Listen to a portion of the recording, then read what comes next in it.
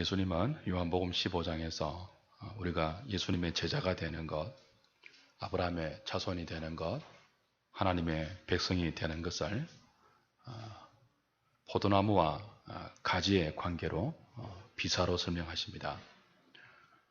예수를 믿는 것은 예수님과 하나 되는 것을 의미합니다.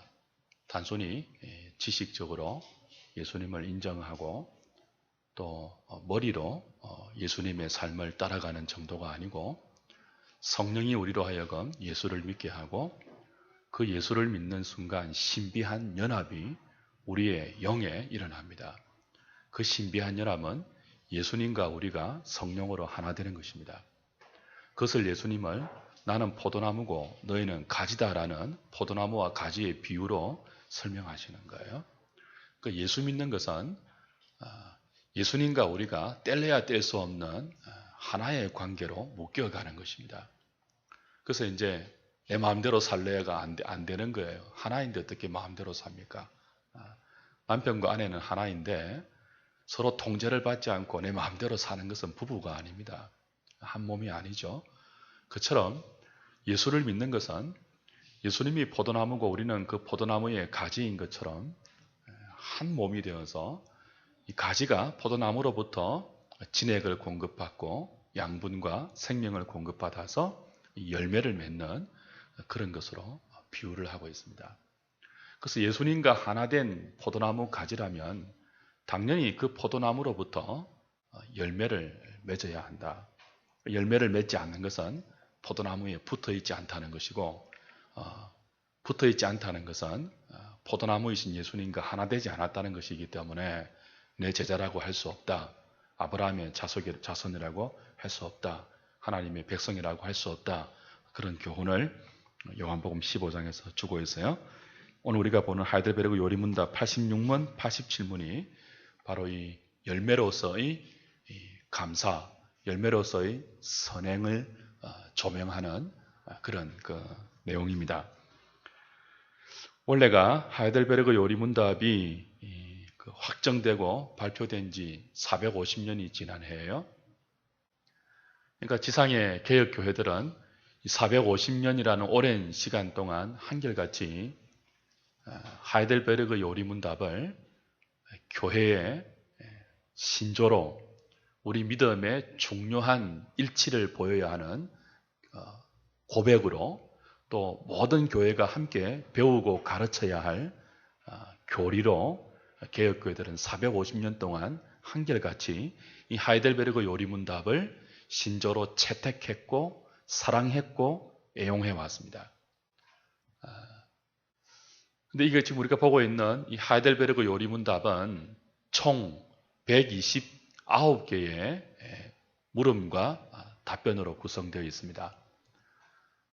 총 몇 문항이라고요? 129개고 그 중에 오늘 우리가 몇 번째를 본다고요? 86, 87을 보니까 이제 반을 지나서 그죠? 3분의 1을 향하여 달려가고 있다고 봐야 되겠죠? 좀 지루할지 모르겠지만 잘 인내하시고 잘 따라가다 보면 좋은 로드맵을 이 요리문답을 통해서 여러분이 정리해 놓을 수 있을 거예요. 129개의 문항인데 크게 내용상으로 구분하면 1문, 2문이 서론이고 그리고 3문부터 129문까지를 세 가지로 분류할 수 있습니다. 내용상으로 1문, 2문은 1문이 이렇게 시작되어요. 기억이 나시는지 모르겠습니다. 당신의 생사의 유일한 위로가 무엇입니까? 당신이 사는 동안 혹은 죽는 동안 사나 죽으나 당신에게 있어서 유일한 위로는 무엇입니까? 라고 물었고 그 물음에 대한 답이 뭐였습니까?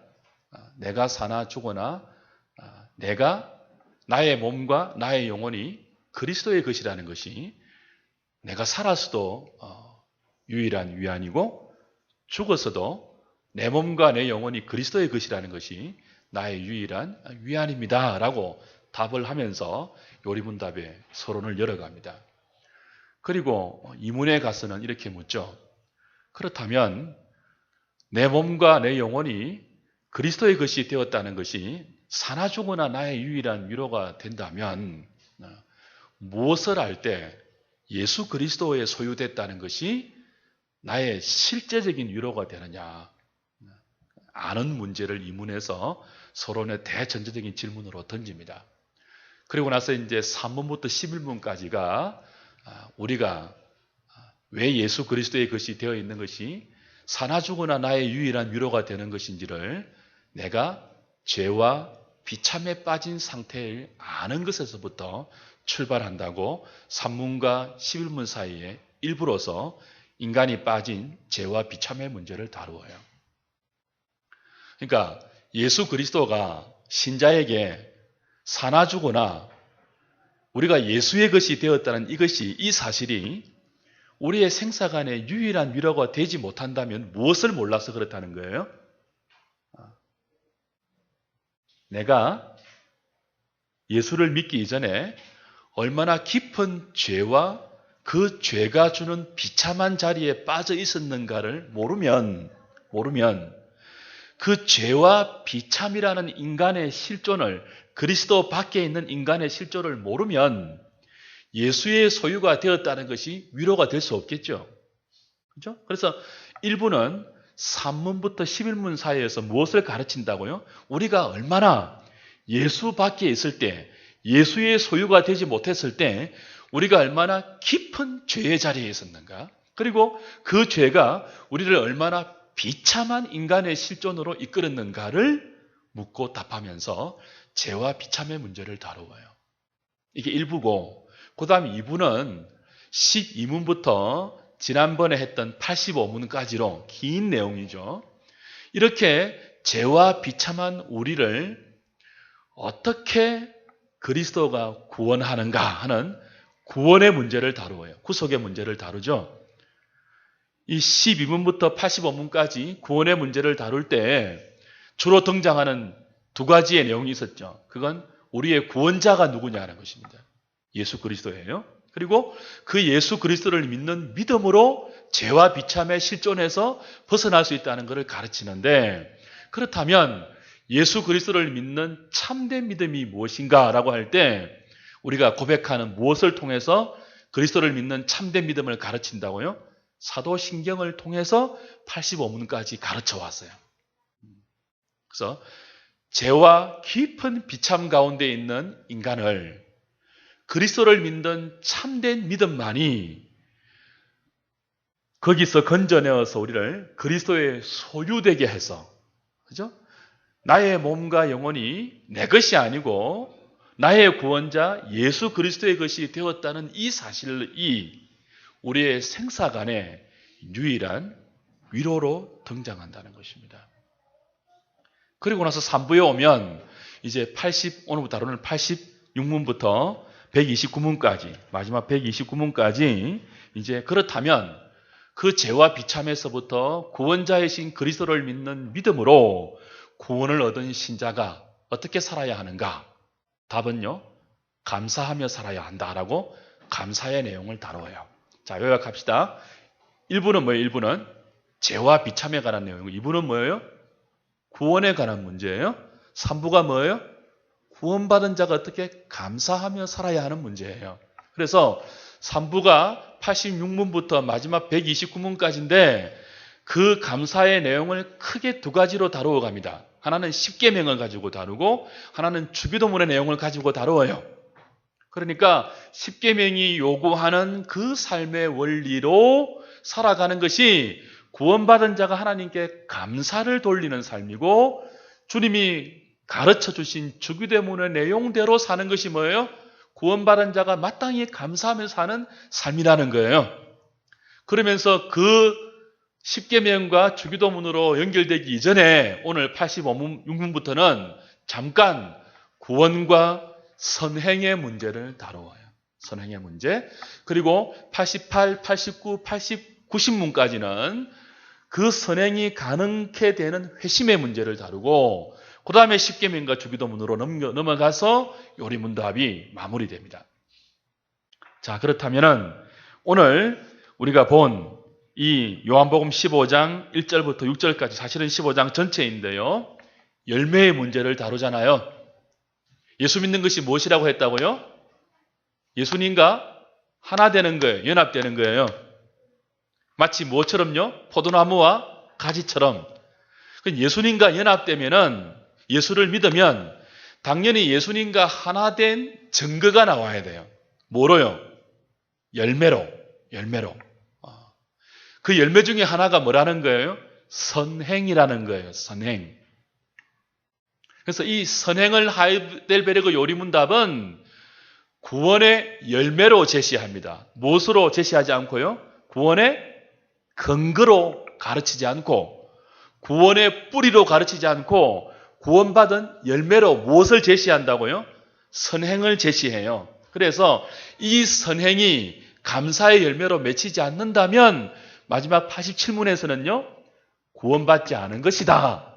그렇게 한단 말이에요. 그래서 오늘 우리가 우리의 삶에 이 감사의 열매, 그 중에서도 특별히 몸으로 드리는 선행의 열매가 있는지를 이 가르침을 통해서 좀 돌아봐야 되겠죠. 자, 그렇다면 오늘 86문을 먼저 보도록 하겠습니다. 86문을 제가 읽을 테니까 여러분이 한번 답을 해보시죠. 우리가 우리의 공로가 전혀 없이 오직 은혜로 그리스도로 말미암아 우리의 비참한 처지에서 구원받았는데 어째서 우리가 선행을 해야 합니까? 그리스도께서는 그의 피로 우리를 구속하셨고 또한 그의 성령으로 그의 형상을 따라 우리를 새롭게 하시니 이는 하나님께서 베푸신 축복에 대해 우리의 삶 전체로 감사하게 하시사 하나님께서 우리에게 찬양을 받으시기 위함이며 또한 각 사람이 그 열매로 자기 믿음을 확신하며 또한 우리의 경건한 삶을 통해서 우리 이웃들도 그리스도께로 인도받게 하시기 위함입니다. 우리가 오직 은혜로 우리의 공로가 전혀 없이 비참한 죄와 비참한 자리에서 구원받았다면 왜 선행을 할 필요가 있는가? 그런 물음이에요. 우리의 행위와 우리의 구원이 상관없이 오직 은혜로 그리스도의 공로로 구원을 얻었는데 왜 선행을 할 필요가 있는가? 그런 물음이죠.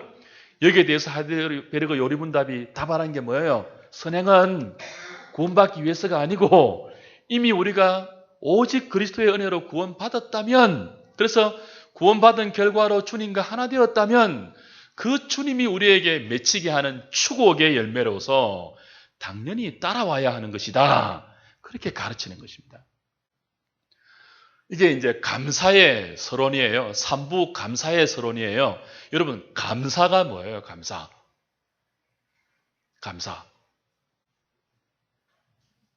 Thanksgiving, 감사.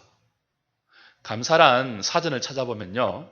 나에게 은혜를 베푼 분과 그가 베푸신 은혜에 대해서 고마움을 인정하고 표명하는 행위입니다.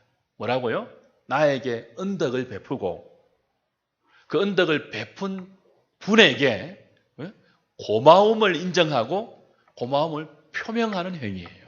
그리고 고마움을 인정하고 표명할 때 마음으로도 그렇게 해야 되고 말로도 그렇게 해야 되고 행동으로도 그렇게 하는 것이 뭐예요? 감사예요, 감사. 그 감사 중에 하나가 찬양도 있고 예배도 있고 말로 하나님 감사합니다 하는 고백도 있고 마음을 다하여 하나님께 정말 고맙습니다. 하나님은 정말 나의 모든 것입니다라고 내 마음을 말에 담아서 표명하는 고백도 있지만 또 한 가지 중요한 감사가 뭐라고요? 삶으로 나타내는 거예요.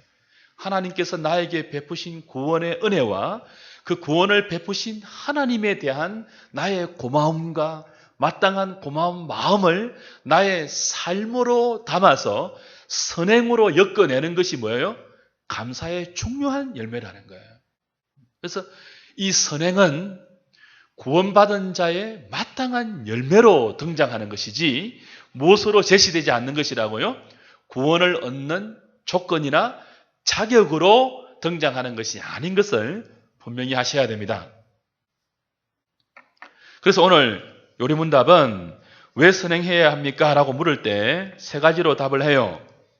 먼저는 보시면요. 구원의 의미를 먼저 설명하죠. 구원의 의미가 뭐냐? 그리스도께서는 그의 피로 우리를 구속하셨고 또한 그의 성령으로 그의 형상을 따라 우리를 새롭게 하시니 라고 했어요. 이게 구원의 의미예요. 그의 피로 우리를 구속하신 것. 구원에는 두 가지가 있죠. 두 가지 요소가 있어요. 하나는 구속이 있고 하나는 새롭게 하는 거예요. 구속이 뭐예요? 구속. 리뎀미션. 구속이 뭐예요? 값을 치르고 사오는 거예요. 그죠? 그러니까 그리스도께서 그의 피로 우리를 구속하셨습니다. 그의 피를 값으로 치르고 우리를 사오셨어요. 어디에서부터? 죄와 비참에서부터. 사탄의 종로로 타고 있는 사탄의 권세로부터 그리스도의 보혈을 대가로 지불하고 우리를 사오셨어요. 구속이에요. 그 구속으로 말미암아 우리가 죄와 비참에서 건짐을 받았어요. 이게 구원의 중요한 한 단면이에요. 그러나 구원에는 그것만 있는 것이 아니에요. 구속만 있는 것이 아니에요. 건지는 것만 있는 것이 아니에요. 건져놓고 그냥 가만두는 것만이 아니에요. 예수 그리스도의 피로 값을 주고 건져내어서 사셔서 그 다음 어떻게 하는 것이 포함된다고요? 새롭게 하는 거예요. 새롭게. 새롭게 하는 내용이 뭐예요? 하나님의 형상으로 새롭게 하는 거예요. 그래서 구원에는 두 가지 요소가 있다고요. 한 가지가 뭐라고요? 구속. 우리를 주님의 피로 값을 주고 죄와 비참에서 건져내어 하나님의 소유 삼으시고 그 다음 뭐예요? 하나님의 형상에 이르기까지 새롭게 하신 것. 새롭게 하시는 것. 구속과 새롭게 하심. 이게 구원이에요. 그렇다면 구속함을 받고 새롭게 함을 받은 증거로 무엇이 열매로 나와야 한다는 거예요? 선행이 열매로 나와야 한다는 거예요. 우리가 어디에서 구속받았다면요? 죄와 비참에서 구속받았다면 무엇을 대가로 했어요? 그리스도의 보배로운 피를 대가로 해서 구속받았다면 그리고 또 뭐예요? 그것만이 아니고 하나님의 형상에까지 새로워졌다면 새로워진 증거가 선행이라는 열매로 감사의 열매로 드러나야 한다는 거예요. 그러면서 이 선행의 열매가 세 가지의 의미를 지닌다고 답을 합니다. 첫 번째는 하나님에 대해서. 하나님에 대해서. 그렇죠? 뭐라고 해요? 이는 하나님께서 베푸신 축복에 대해 우리의 삶 전체로 감사하게 하시사 하나님께서 우리에게 찬양을 받으시기 위함이다. 무슨 말이에요? 선행은 구원받은 자의 하나님의 형상으로 새롭게 회복된 자의 마땅한 열매인데 이게 하나님에 대해서는 어떤 의미가 있다는 거예요? 우리를 추구하신 구원의 또 다른 표현이겠죠? 하나님께서 베푸신 구원에 대해서 우리의 삶 전체로 감사하고 하나님께 찬양을 하는 의미가 우리의 선행에 있다는 거예요. 감사와 찬양은 목소리로 하는 것도 있고 고백으로 하는 것도 있고 그렇죠? 예배로 하는 것도 있고 뭐 많은 의미가 있습니다만 그 중에 하나가 뭐예요? 우리의 몸으로 선행을 하는 것이 우리를 축복하신 그분의 은혜로 우리를 축복하신 구원하신 하나님께 대해 감사를 돌리고 찬양을 돌리는 중요한 의미가 있다는 거예요. 두 번째는 뭐예요? 우리 자신에 대한 의미가 있습니다. 선행이라는 구원의 열매가 하나님께 감사로 드려지는 열매인데 하나님에 대해서는 우리에 대해서는요. 우리의 믿음을 확증하는 의미가 있어요. 그 다음 보십시오. 또한 각 사람이 그 열매로 선행의 열매를 이야기하는 거예요. 각 사람이 그 열매로 자기 믿음을 뭐 한다고요? 확신하며 그래요. 그러니까 선행이라는 열매를 보면서 믿는 자가 무엇을 확신한다고요? 내 믿음이 참된 믿음이 맞구나라고 확신한다는 거예요. 여러분 성경은 우리에게 거짓된 확신을 가르치지 않습니다. 열매도 없는데 예수님과 하나 된 열매도 없는데 그저 믿으세요. 구원받은 줄 믿으세요. 거짓된 확신을 가르친 적이 없어요. 뭐가 우리에게 우리의 믿음이 참된 믿음이라고 확신시켜 준다고요? 열매입니다. 열매.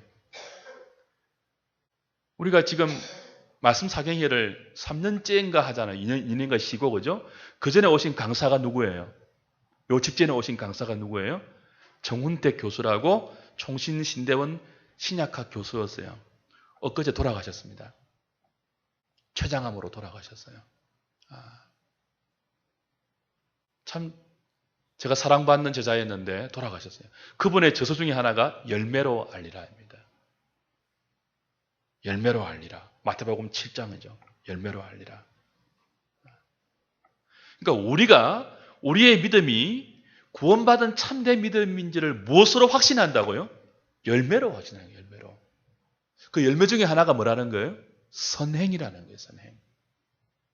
구원의 조건이 아니고, 구원의 근거가 아니고, 구원의 뿌리가 아니고 구원의 열매예요. 열매. 이 열매를 보면서 나는 참 믿음의 근거가 있구나. 나는 지금 예수님께 붙어있는 사람이 맞구나 하고 확신을 가진다는 거예요. 확신을. 세 번째 의미는 뭡니까? 다른 이웃에 대해서예요. 우리의 선행이라는 감사의 열매는, 구원의 열매는 하나님께 대해서는 찬양과 감사의 의미가 있고, 우리 자신에 대해서는요, 우리의 믿음을 확정시켜주는 확신의 의미가 있고, 그 다음 세 번째로 이웃에 대해서는요, 우리의 선행을 통해서 그들로 하여금 그리스도께 인도하는 인도의 의미가 있다는 거예요. 인도의 의미. 전도의 의미가 있다는 거예요. 그러니까 세 가지 의미로 확장되어 가죠. 선행이라는 열매가. 하나님과 우리 자신과 이웃에 대해서. 그래서 이것을 하나님의 형상으로 연결시켜서 요리문답이 가르치고 있는 거예요. 자, 다시 복습합니다. 자, 졸음이 오시지만 좀 이를 악무시고, 저도 뒤에 앉아 보니까 진짜 졸음 오더라고요, 이 시간에. 제가 오후 예배 시간에 우리 구장로님 강의할 때나 전사님이 설교할 때 어떻게 하는 줄 아십니까? 허벅지 꼬집습니다. 저도 그래요. 저도 막 꼬집고 이 악물고 막. 이때 우리의 의지와 상관없이 물리적으로 졸리는 시간이기 때문에 진짜 괜찮습니다. 근데 중요한 내용이에요. 자, 구원에는 두 가지 요소가 있죠. 하나는 구속의 의미가 있고, 하나는 뭐예요? 새롭게 함, 회복의 의미가 있어서요. 그 새롭게 함은 뭐예요? 하나님의 형상으로 회복되는 거예요. 근데 여러분, 우리가 하나님의 형상으로 지원받았잖아요. 그리고 죄로 말미암아 하나님의 형상을 잃어버렸잖아요. 구원이 뭐라고요? 죄로 말미암아 깨트려지고 잃어버린 하나님의 형상이 새롭게 회복되는 거예요. 하나님의 형상이 뭐예요? 기억나세요? 하나님의 형상은 두 가지의 의미가 있습니다. 광의의 형상이었어요. 넓은 의미의 하나님의 형상이 있고, 협의의 형상, 좁은 의미의 하나님의 형상이 있어요. 인간이 하나님의 형상으로 지원받았다는 것은 넓은 의미로는 하나님과 자기 자신과 이웃과 피조물에 대해서 바른 관계를 맺으며 살도록 지원받았다, 그런 뜻입니다. 하나님의 형상으로 지원받았다는 것은 넓은 의미로 인간이 삼중관계 속에서 살도록 지원받은 것을 의미해요. 삼중관계가 뭐라면 하나님과 이웃과 하나님 만드신 피조세계예요. 그 속에 있는 나예요. 나라는, 하나님의 형상으로 지원받은 나라는 존재는 독립적으로 혼자 고립무원으로 살아가는 사람이 아니고 삼중관계 속에서 살아가도록 지원받았단 말이에요. 첫 번째가 하나님과의 관계, 두 번째가 이웃과의 관계, 세 번째는 다른 자연, 피조물과의 관계예요. 넓은 의미의 하나님의 형상은 이렇게 인간이 삼중관계 속에서 바르게 관계할 수 있도록 하나님과는 어떻게 해요? 마음을 다하고 뜻을 다하고 목숨을 다하여 하나님을 사랑할 수 있도록 관계하고, 이웃에게는요, 이웃을 내 몸처럼 사랑할 수 있도록 관계 지으며 살고, 다른 피조물에게, 자연에게는요, 하나님의 대리자로서 이 피조물들이 온전한 하나님의 다스림 안에서 피조물조차도 하나님의 복을 누릴 수 있는 그런 피조물을 잘 관리하는 청지기의 관계로서 인간은 지원받았단 말이에요. 그래서 넓은 의미의 하나님의 형상이라는 것은 인간이 이 삼중관계를 제대로 알고 살 수 있도록 부여하신 모든 재능과 은사들이에요. 인간에게 있는 지능적인 능력, 은사, 그죠? 그 다음에 모든 어떤 그 육체적인 혹은 지식적인 혹은 이성적인 능력, 모든 이 부여받은 달란트, 지식, 은사, 이 모든 것들이 뭐예요? 하나님과 이웃과 다른 피조물들과 바르게 관계하며 살 수 있도록 하나님이 부여하신 뭐라는 거예요? 넓은 의미의 형상이라는 거예요, 형상. 그리고 이 모든 하나님이 부여하신 은사와 재능들이 바르게 사용될 수 있도록 하나님이 주신 또 다른 의미의 하나님의 형상이 좁은 의미의 형상이에요. 의와 거룩함과 참된 지식이에요. 바울 서신에서 우리를 뭐라고 해요? 그리스도 안에서 새로운 피조물을 뭐라고 해요? 의와 거룩함으로 지으심을 입은 새 사람을 입으라 그랬잖아요. 그래서 좁은 의미의 형상이 뭐라고요? 의와 거룩함과 참된 지식이에요. 하나님을 알고 자기를 알고 또 이웃과 자연을 바르게 하는 참된 지식, 그것과 의와 거룩함이에요. 이 의와 거룩함과 참된 지식이 있을 때 하나님이 우리에게 부어주신 모든 넓은 의미의 형상, 재능, 지식, 은사들이 바르게 활용되어서 어떻게 살 수 있는 거예요? 하나님을 사랑하고 이웃을 사랑하고 자연을 잘 관리하는 청지기로서 바르게 살 수 있는 거예요. 그런데 죄가 이 모든 것을 깨뜨려 버렸어요. 죄가. 그래서 좁은 의미의 형상이 우리가 범죄하는 순간 깨뜨려져 버렸어요. 의와 거룩함과 참된 지식이 다 날아가 버렸어요. 그러니까 의와 거룩함과 참된 지식이 없으니까 당연히 뭐예요? 그것을 바탕으로 해서 발휘해야 하는 모든 재능과 은사들이 굴곡되어 버렸죠. 왜곡되어 버렸죠. 우리에게 있는 하나님의 넓은 의미의 형상은 아직 잔재가 남아있단 말이에요. 우리는 여전히 이성적인 능력이 있어요. 도덕적인 능력이 있어요. 지성이 있어요. 감정이 있어요. 탁월한 모든 인간으로서 탁월한 모든 재능들이 여전히 있어요. 번제했음에도 불구하고. 그러나 이 방향과 구조가 완전히 파괴되었죠. 이 모든 하나님이 부여하신 인간의 탁월한 지능과 은사와 재능들은요, 하나님과 이웃과 다른 피조물들에게 바르게 적용되어야 합니다. 하나님을 사랑하는 쪽으로, 이웃을 내 몸처럼 섬기는 쪽으로, 피조물들을 바르게 다스리는 청지기의 그런 재능으로 발휘되어야 하는데, 이게 좁은 의미의 형상인 의와 거룩함과 참된 지식이 깨트려지니까 이 모든 넓은 의미의 형상도 굴곡되고 왜곡되고 비틀어져 버린 거죠. 비틀려 버린 거죠. 그래서 하나님과 이웃과 피조물을 향하여 완전히 관계가 단절되고 하나님도 이용하고 이웃도 이용하고 자연도 이용해서 자기만을 추구하는 에고이즘, 자기 중심의 지극한 이기주의 인생이 되고 만 거예요. 그게 뭐예요? 하나님의 형상이 깨트려진 인간입니다. 구원이 뭐라고요? 하나님의 형상이 깨트려지니까 자기만을 위해서 사니까 결과는 비참이에요, 비참. 이게 우리 인생 아닙니까? 행복해지려고 몸부림치는데 결과는 뭐예요? 하나님과 이웃과 자연에게 상처를 주면서 비참한 고통의 삶을 반복하는 거예요. 여러분, 모든 인생의 공통적인 고백이 뭡니까? 죽어갈 때 하나님 없는 모든 자연인들의 고백이 뭐예요?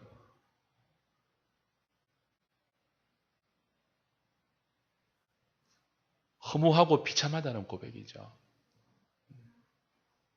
하나님의 형상이 깨트려져서 자기만 추구하고 산 결과예요. 구원은 이 죄와 비참으로부터 그리스도의 보혈로 구속함을 받아서 깨트려진 하나님의 형상으로 새롭게 지음을 받고 새롭게 회복받는 거예요. 그래서 어떤 열매가 나와야 돼요? 하나님을 사랑하는 사랑의 열매, 이웃을 사랑하는 사랑의 열매, 자연을 청지기의 자세를 가지고 대하는 선행의 열매가 나와야 되는 거예요. 하나님의 형상이 회복되었기 때문에, 삼중관계가 회복되었기 때문에. 그러니까 구원받았다고 하면서, 그죠?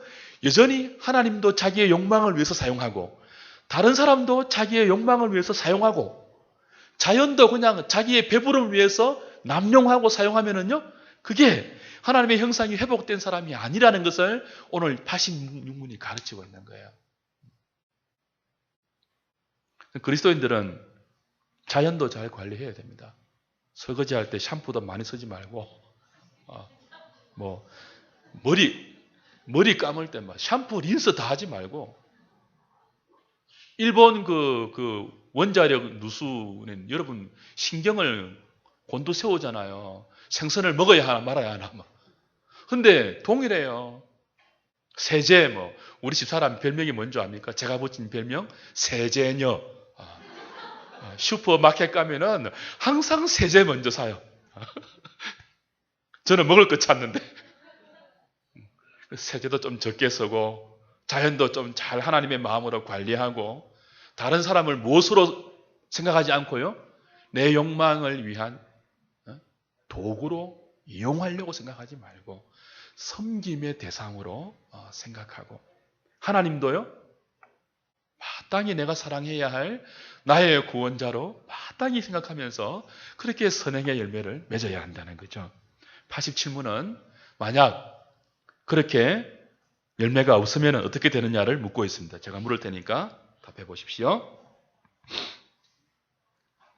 감사하지 않는 악한 삶을 계속하면서 하나님께로 돌이키지 않는 사람들도 구원을 얻을 수 있지 않습니까? 절대로 그렇지 않습니다.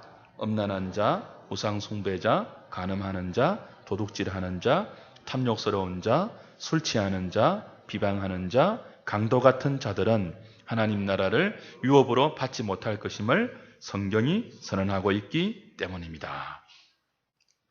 자, 요리문답이 중요하게 우리 가르치는 게 뭐예요? 답에서 음란한 자, 우상 숭배자, 간음하는 자, 도둑질하는 자, 탐욕스러운 자, 술 취하는 자, 비방하는 자, 강도 같은 자들은 하나님 나라를 유업으로 받지 못한다는 것은 여러분이 인정하시고 이건 너무나 당연한 것이잖아요. 근데 여기에 무엇을 포함시킨다고요? 감사하지 않는 것도 포함되어요. 그러니까 지금 요리문답은 감사하지 않는 것과 음란한 거, 우상 숭배하는 거, 간음하는 거, 도둑질하는 거, 탐욕스러운 거, 술 취하는 거, 비방하는 거, 강도 같은 것과 동일선상으로 감사하지 않는 것을 놓으면서 구원받은 자의 마땅한 열매로 감사가 얼마나 중요한 덕목인지를 강조하는 거예요. 감사하지 않는 악한 삶을 계속하면서도 구원을 얻을 수 있습니까? 절대로 불가능하다. 이것은 음란한 자, 우상 숭배자와 똑같아. 하나님 나라를 받지 못한다고 가르치고 있는 간음하는 자, 도둑질하는 자 이런 자들이 하나님 나라에 들어오지 못한다고 가르치고 있는 그 덕목과 감사가 없는 것은 동일하다. 요리문답이 가르치고 있고 이건 성경의 말씀이에요. 로마서 1장 21절 보면은 하나님이 없는 불경건과 불의한 자들이 가장 먼저 보이는 열매가 감사치 아니하는 거예요. 구속함을 받고 하나님의 형상으로 새롭게 지음을 받은 자가 보이는 마땅한 열매가 감사라면 하나님을 경건하게 여기지 않고 섬기지 않고 불의한 자가 보이는 마땅한 불의한 열매의 첫 번째도 뭐라는 거예요? 감사치 아니하는 거예요. 데살로니가전서 5장 18절은 여러분이 잘 아시다시피 뭐라고 해요? 범사에 감사하라. 이는 그리스도 안에서 너희를 향하신 하나님의 뜻이라고 이야기합니다. 감사가 하나님께서 그죠? 그리스도 안에서 허락하신 중요한 명령이고 또 구원받은 자가 마땅히 행해야 할 덕목이라고 가르쳐요. 에베소서 5장 20절에는요. 성령 충만함의 중요한 열매로 시와 찬미와 신령한 노래들로 서로 화답하고 그 다음 뭐예요? 예수 그리스도의 아버지께 범사에 감사하며라고 합니다. 감사함. 그러니까 성령 충만함을 받은 열매가 뭐예요? 감사함으로 나와요. 서로 복종하는 것이 이에서 따라 나오고요. 감사와 순종과 찬송이라는 열매는 내가 성령의 다스림을 받고 있는가, 하나님과 하나 되어 있는가를 가름짓는 중요한 판별식이 됩니다. 그래서 오늘 87문은 못을 받고 있죠. 감사치 아니하고 악한 삶을 계속하는 사람들은 하나님 나라에 들어갈 수 없다고, 그것은 하나님과 하나 된 사람들이 아니라고, 그리스도의 피로 구속함을 받고 하나님의 성령의 은혜로 형상이 회복된 자들이 아니라고 이야기를 하고 있는 것입니다. 오늘 이 요리문답을 통해서 저와 여러분들의 삶에 그리스도와 하나 된 자로 마땅히 흘러나와야 할 선행의 열매가 감사의 내용들로 이렇게 맺힐 수 있기를 기도하고 구하는 그런 저와 여러분 되었으면 좋겠습니다. 한 주간 동안 많이 감사하십시오. 몸으로 감사하는 것이 뭐라고요? 선행입니다. 감사의 열매를 맺는 저와 여러분 될 수 있기를 주의 이름으로 축복합니다.